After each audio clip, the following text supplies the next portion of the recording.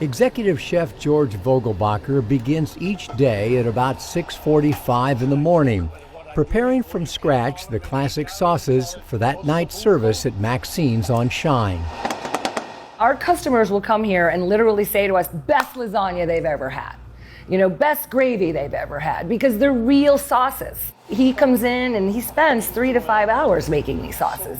Maxine's is a small neighborhood restaurant with a growing international reputation after being recommended by Michelin as one of the best restaurants in Orlando's rapidly growing culinary culture. Getting our Michelin award was really great. Thank you to George Vogelbacher for his recipes. And now we're getting people that are making reservations before they leave Ireland, before they leave France. That's really cool.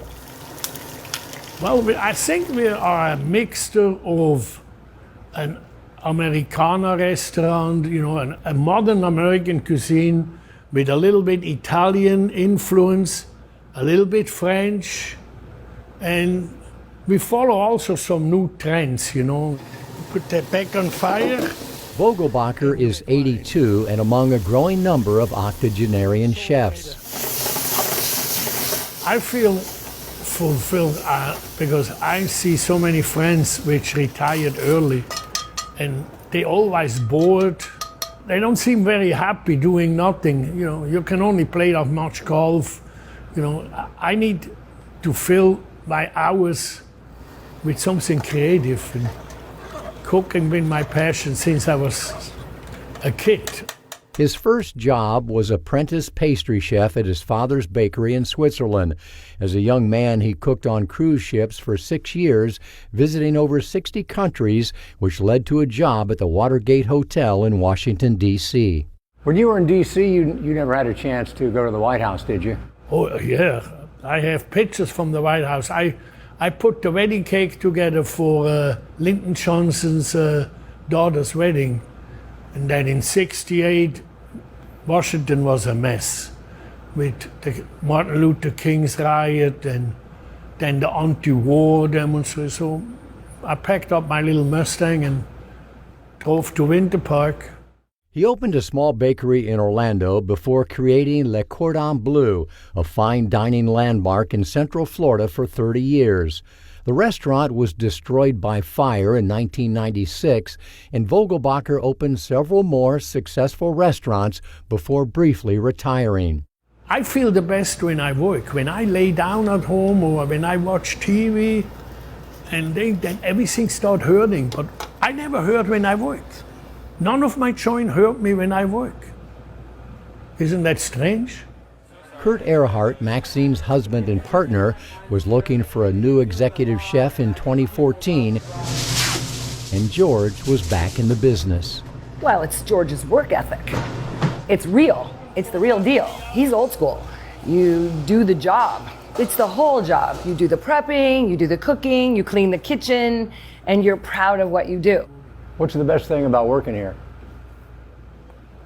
Well, it's a very interesting couple which runs the place.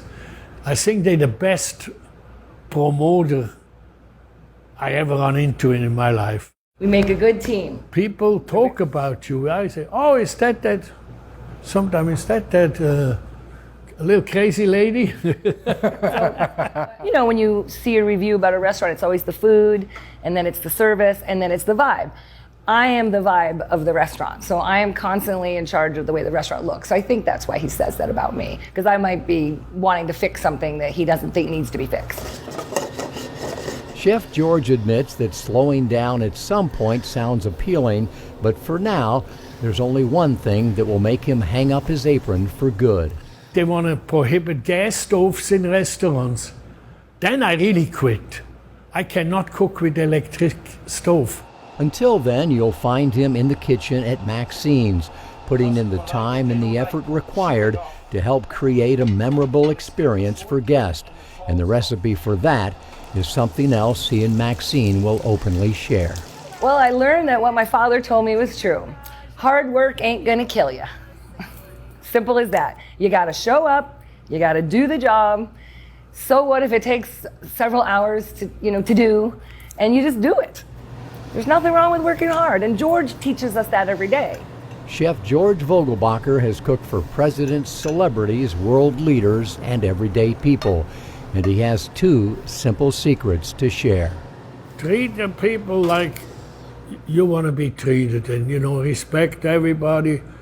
Be nice, even to your dishwasher. And of course, you have to have a decent taste bud. You need to try your food. Today all the chefs are so skinny because they never try their own food.